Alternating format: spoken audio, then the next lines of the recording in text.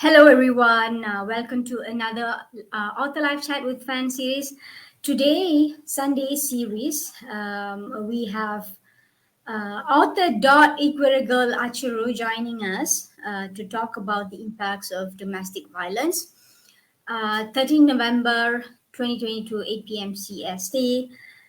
Real life inspiring stories. So, the Sunday slot over here, we are back again with yet another fantastic author. And this is a little bit about herself. She's a trained linguist and certified project manager. Dot Equirigal Achuru is an embodiment of resilience.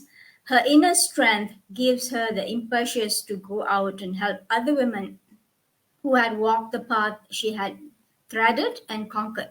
As a humanitarian, she sees the of the less privileged and provides help to the broken to the best of her ability. Her writing skill has birthed countless didactic posts on social media as well as this open hearted narrative. Dot, who is a founder of a supportive club for BAME women in London, is a mother of two adorable kids. So, without further ado, let's welcome author Dot to the show. Hello, hello, Dot. Hello, hello. Thank you for joining us today. It's a pleasure to have you here on the Sunday series to talk about your book, yourself, your experience, your life experience, and to see how it can make an impact in other people's lives in a positive manner. So, thank you so much again for joining us. Dot, how are you today? How have you been doing? And tell us a little bit about yourself as well. Very well, thank you. First of all, I have to apologize because I've been a bit under the weather, so my voice is a bit husky, but we'll do this. So my name is Dottie Kurego Achiru. The full name is Dorothy, but most times I go with the name Dot. This interview is about my book that has just been published in the UK. It's called Silent Watchers. Mm-hmm. Silent Watchers is an interesting one. So I've been writing. I write short stories. I write articles, but the book is very interesting, like I said, because it's about my life and the life I lived, and Mm-hmm. it's also about spreading the word to people out there trying to shine a light. So I live in the UK, and an interesting person. I'm funny. Mm-hmm. And I have two kids, a boy who is 9, and I have a daughter who is 6, and they keep me busy all the time. So in a nutshell, that's just me. That's just me. Uh-huh. Right, right. So, um, tell us a little bit about your childhood and your how you grew up, where you grew up, and a little bit about that and how you entered a marriage, your relationship, your marriage. I was born in Nigeria, in a place called Port Harcourt, Nigeria. I am the youngest of four siblings. And we used to go back and forth from Nigeria to the UK. And my dad was an academic person and he studied here in the UK. And I think after my university in Nigeria, my first degree, I came over to the UK and I sort of like settled. I did my master's degree. I went into the workforce. I started working as a project manager. I'm also someone of faith, so my religion is Christianity. And so I was very active in church. I used to play the musical instruments, also released an EP, that was out there on Amazon and iTunes and all that.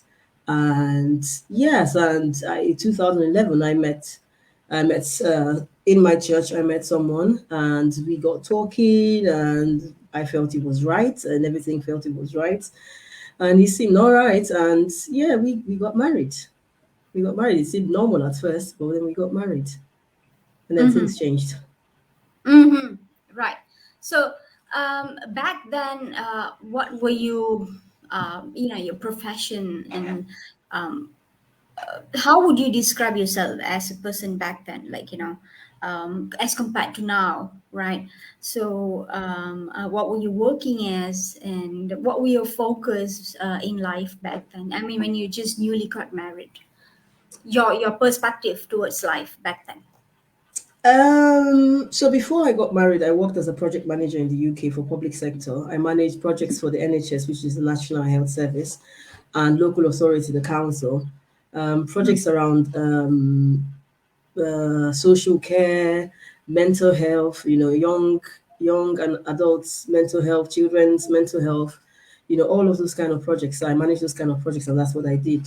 In fact, I once actually managed the project for domestic violence and reoffending. And I actually, interestingly, I managed that project while I was married. But I never actually saw myself as someone who was going through domestic violence, even though I was managing a project that was domestic violence and reoffenders, which is quite interesting because a lot of times you don't see yourself in that situation. You see yourself Position. as someone that has issue. You're going through marital issues and relationship issues that could be resolved. You don't see it as extreme as what you see out there. Everyone thinks, no, mine is not that bad.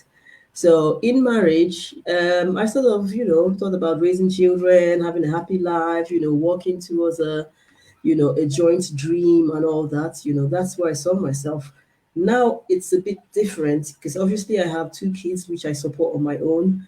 My son is autistic as well, and I'm a full-time carer for him. So I put in a lot of effort and time into my kids because I want them to have the best life ever. So if it means giving them my time, so my career has kind of changed after marriage because I have to put my kids, put them first somehow. So I still work as a project manager, but not the way I used to do. Most of my jobs I do from home, so I work from home. And then I do, I would say 65 to 70% of what I do is more of charitable acts. So I run a community club, which gives back to BAME, which is Black ethnic minority women in my area where I live, trying to support them because obviously I understand what it's like to have left an abusive relationship. You could be down financially, you might need support. So that's what I do now. A lot of that, yeah. Right, I see. So yeah, I think it's interesting that you've always been working as a project manager and also in charity, doing a lot of charity works and probably women empowerment. Since you mentioned about Hmm. mental health of adults and children as well. So, but you said that it didn't occur to you that you would find yourself in that position one fine day, right? So, Yeah. so I mean, how eventually, like getting to know that you are in that position. How did you feel back then, and what was it? How was the transition? I mean, in your marriage life, like from being happy to discovering that there's some underlying issues, and how did you handle that?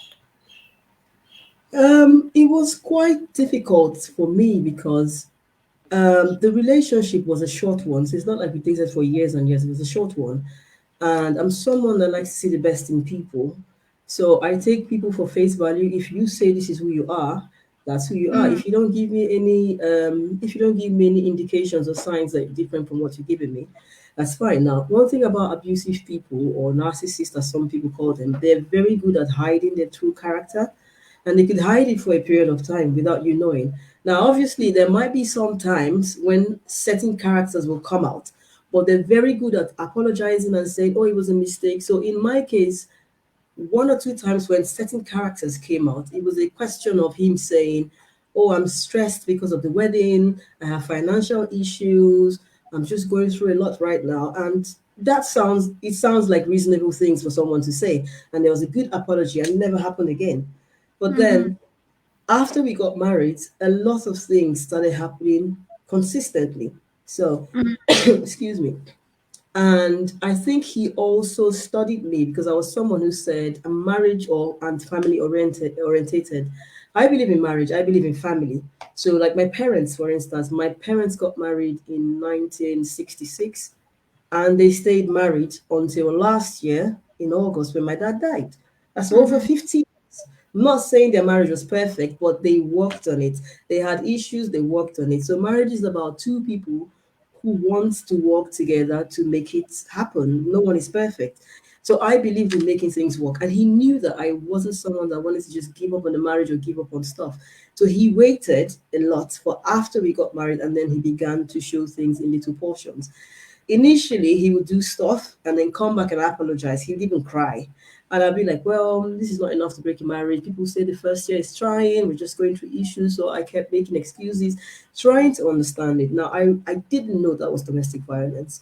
And in my book, a lot of the things I talk about is many people don't know they're in abusive relationships because in my head, and even in the project I managed, domestic violence, as I thought, was more of physical violence. So obviously, if he had hit me in the first year, I would have been like, okay, that's it, I'm going, because no one is allowed to hit me, and I don't agree with that. But because that didn't happen, I didn't see it as domestic violence. There was the psychological bit, there was the control, there was coercion and control, there was financial abuse, there was all these other sides of abuse that I never thought about. And this is the thing, a lot of women and men are going through emotional abuse and psychological abuse that they're thinking, no, it's just a misunderstanding, they're just a bit angry, they're just a bit jealous, they're just a bit controlling.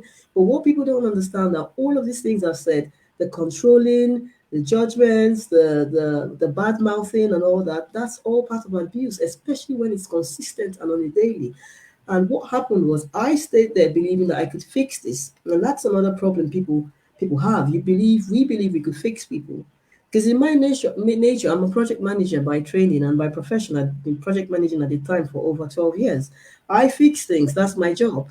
And even in my personal life, I fix things. Everyone around me, my friends, will tell you that I like to see the best in people and I don't stop pushing till we get change. So in marriage, all I could think about is if I've fixed so many people in the past, if I've fixed projects, well, of course I can fix my marriage. It can't be that hard. So I kept trying. But the thing about domestic violence and the psychological effects on the victim is the more you stay there thinking you're fixing it, the more you're breaking down mentally and physically. So the longer I stayed there, I was breaking down and I didn't even realize it. Now, things like depression, I never thought about it because I'm quite jovial. I know how to put my feelings to the corner and come out there and be like the entertainer, the person that makes everyone laugh. So I wouldn't have thought at the time that I was depressed because I was happy. But now I've learned that depression is quiet. You could be the happiest person, you could be the party person, but you're actually depressed. So these were the things. So depression had kicked in, anxiety had kicked in, a whole lot of things had kicked in. But there I was trying to sort of fix this person, to fix the situation. I kept saying, no, this can't be. I can do this. I can make this happen. I had done so many stuff in my past. This can't be that hard. And the longer I stay, I was just going down, going down, going down until the point where I didn't even recognize myself. I stopped believing in myself. I didn't know who I was. And at that point, the abuse got easier because it was more like I wasn't trying to resist abuse anymore. I just saw it as this is it. I remember in 2016, I think, which is after 5 years of marriage, I spoke to someone, a close relative, and I said, my life is over. But I made that conversation and that statement, and even the person I spoke to didn't pick it out to say, well, this is domestic violence, let's help her.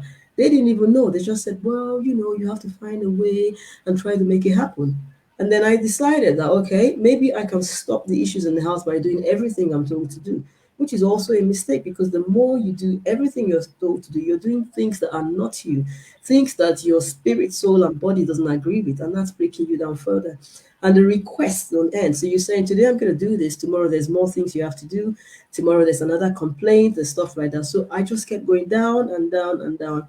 And it took me pretty much up until almost the eighth year when I went back to work and I got a bit empowered and I started researching stuff. I started researching things around control, jealousy, anger, because that's what I thought was the problem. I was like, let's see how we can fix this.